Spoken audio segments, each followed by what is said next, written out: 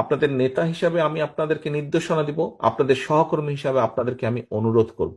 দেখুন, আমাদের কিছু কিছু সহকর্মীর মনে 5 তারিখের পরে একটি অদ্ভুত নতুন একটি অনুভূতি এসছে। কি?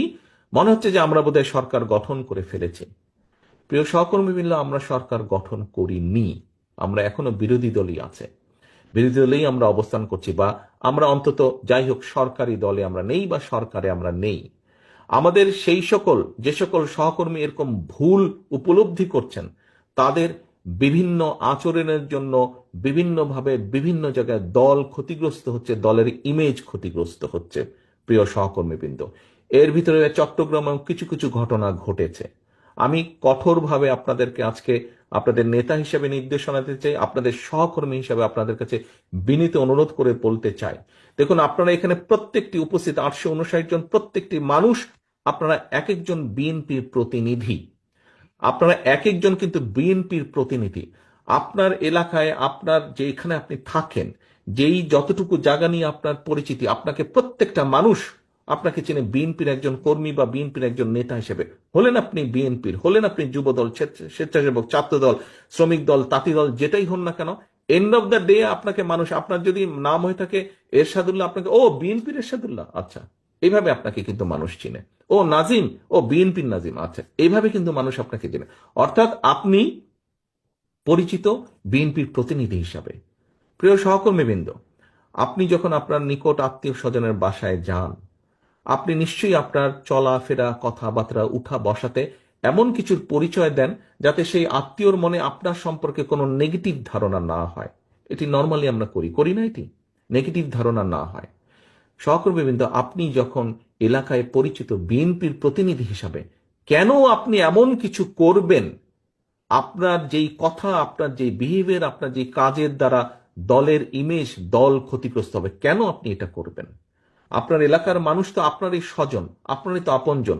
দুদিন পরে যখন ভোট হবে ইনশাল্লাহ, সেই ভোটের সময় তো আপনি ধানের শীষের পক্ষে ভোট করতে যাবেন। আপনি কোন মুখে তাদের কাছে ভোট চাইবেন? আজকে যদি এমন কোন বিতর্কিত কথা বা বিতর্কিত কাজ আপনি করে থাকেন, তখন তো সে আপনাকে উল্টা ইনসাল্ট করবে যে ওই দিন এই কাজ করেছিল না, কেন এখন আসছে ভোট চাইতে আমার কাছে?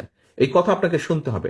আমাদের পক্ষে সম্ভব না। আমরা বিশ্বাস করি না দামি নির্বাচনে, আমরা বিশ্বাস করি না নিশিরাতের নির্বাচনে, আমরা বিশ্বাস করি না ব্যালট চুরির নির্বাচনে।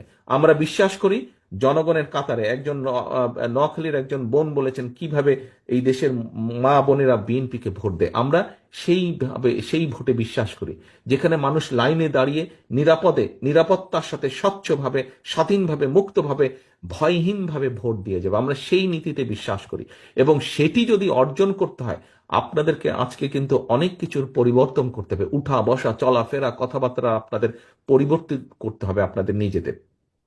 বারে বারে আমি বলছি, জনগণকে সাথে রাখুন, জনগণের সঙ্গে রাখুন।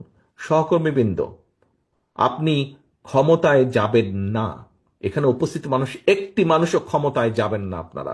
আপনারা মানুষের সমর্থন পেলে ইনশাল্লাহ দেশ পরিচালনার সুযোগ পাবেন। দেশ পরিচালনার সুযোগ পাবেন। মানুষ আপনাদেরকে ক্ষমতা দেবে না, আপনাদেরকে দেশ পরিচালনার সুযোগ দেবে। দুটোর মধ্যে পার্থক্য আছে। ক্ষমতায় ছিল পলাতক স্বৈরাচার, পার্থক্যটা বুঝতে হবে। ক্ষমতায় ছিল পলাতক স্বৈরাচার, ক্ষমতা ছাড়া কিচ্ছু বুঝতো না বলেই দেশের মানুষের জন্য কোনো কাজ করেনি।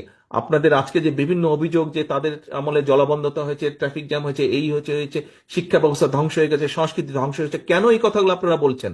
এই জন্য আপনারা এই কথাগুলো বলছেন যে ওরা ক্ষমতায় ছিল, ওরা জনসমর্থনে দেশ পরিচালনার সুযোগ পায়নি, ক্ষমতা দখল করে ক্ষমতায় ছিল।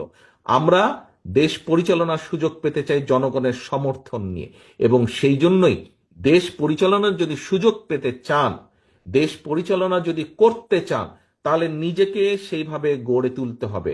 নিজের প্রতি মানুষের সেই সমর্থন, আস্থা অর্জন করতে হবে।